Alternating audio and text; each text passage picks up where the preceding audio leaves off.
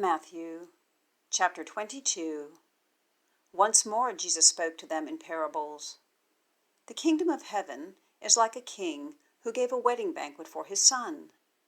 He sent his servant to summon those invited to the banquet, but they didn't want to come. Again, he sent out other servants and said, "Tell those who are invited, 'See, I've prepared my dinner. My oxen and fatted cattle have been slaughtered, and everything is ready. Come to the wedding banquet.' But they paid no attention and went away, one to his own farm, another to his business, while the rest seized his servants, mistreated them, and killed them. The king was enraged, and he sent out his troops, killed those murderers, and burned down their city. Then he told his servants, 'The banquet is ready, but those who were invited were not worthy. Go then to where the roads exit the city and invite everyone you find to the banquet.' So those servants went out on the roads and gathered everyone they found, both evil and good. The wedding banquet was filled with guests.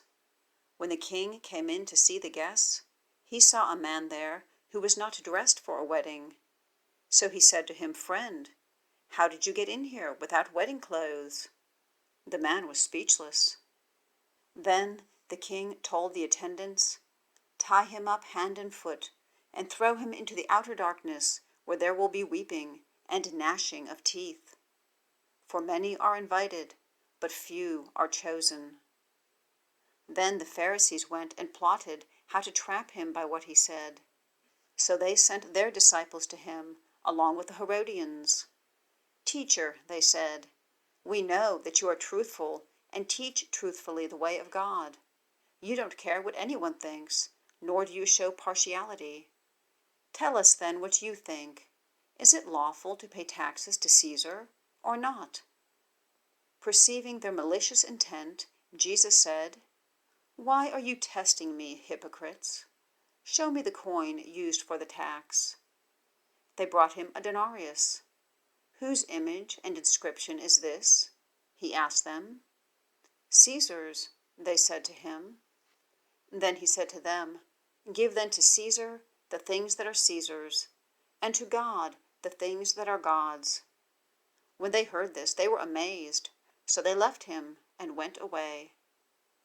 That same day, some Sadducees, who say there is no resurrection, came up to him and questioned him.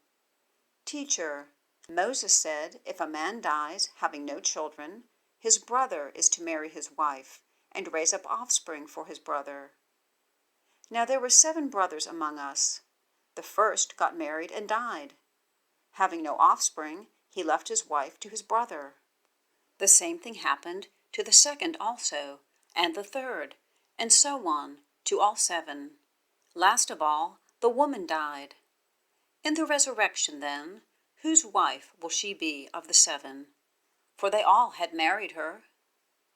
Jesus answered them, 'You are mistaken, because you don't know the Scriptures or the power of God. For in the resurrection they neither marry nor are given in marriage, but are like angels in heaven. Now concerning the resurrection of the dead, haven't you read what was spoken to you by God? I am the God of Abraham and the God of Isaac and the God of Jacob. He is not the God of the dead, but of the living.' And when the crowds heard this, they were astonished at his teaching. When the Pharisees heard that he had silenced the Sadducees, they came together, and one of them, an expert in the law, asked a question to test him. 'Teacher, which command in the law is the greatest?' He said to him, 'Love the Lord your God with all your heart, with all your soul, and with all your mind. This is the greatest and most important command. The second is like it. Love your neighbor as yourself. All the law and the prophets depend on these 2 commands.' While the Pharisees were together, Jesus questioned them, 'What do you think about the Messiah? Whose son is he?' They replied, 'David's.' He asked them, 'How is it then that David, inspired by the Spirit, calls him Lord?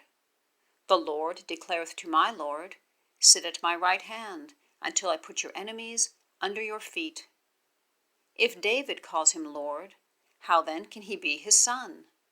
No one was able to answer him at all, and from that day no one dared to question him any more.